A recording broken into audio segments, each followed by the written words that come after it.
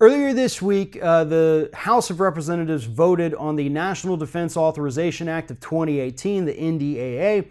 That is the piece of legislation that funds the military for the coming fiscal year. They decided that they were going to give the military $700 billion to operate in the next 12 months. That is an $80 billion increase than what they had the previous year. So if we're willing to spend as a country $700 billion on our military for just 1 year, why are we being told that things like universal health care, Medicare for all, debt-free college, after-school programs, infrastructure development, why are we being told that those things are too expensive or that they're pipe dreams that the federal government could never fully handle, operate, execute? We just can't do it because we don't have the resources. We have heard that argument too many times in the last few weeks, especially with regards to Bernie Sanders' Medicare for All legislation, and that includes those talking points coming out of the mouths of alleged Democrats in Washington, D.C. We just can't afford it.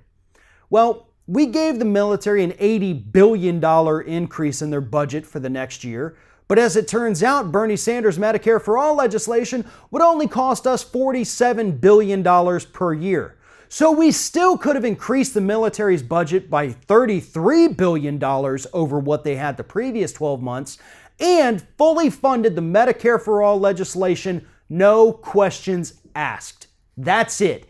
End of story. That's how you fund it. Here in the United States, we spend more on our military than any other country on the planet. In fact, we spend so much on our military that we spend more than most other countries combined. We're not even close to having anyone else spend near as much on their military as we do.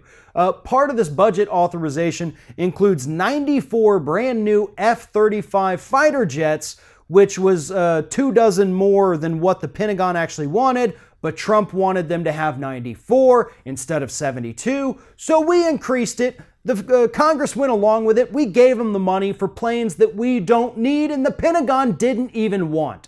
But health care for everyone? Oh, we can't afford that, folks. Sorry. Why don't you go to your private insurer who's going to jack up your rates whenever you get sick and may not even cover you next year because you got sick? That's what's in the legislation that Republicans are actually currently working on. So next time anyone tells you that a program proposed by a Democrat or any kind of pie in the sky, let's fund something for everyone type legislation is just too expensive, use this argument against them. That's $700 billion for 1 year of military operations.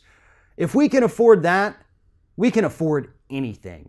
If you're thinking about subscribing to our channel, I strongly encourage you to do that. But if you're not thinking about subscribing, I would encourage you to start thinking about it, and then once you're thinking about it, actually go and do it. You can see the subscribe button right there on the screen, or if you're watching on a different platform, go to youtube.com/TheRingOfFire.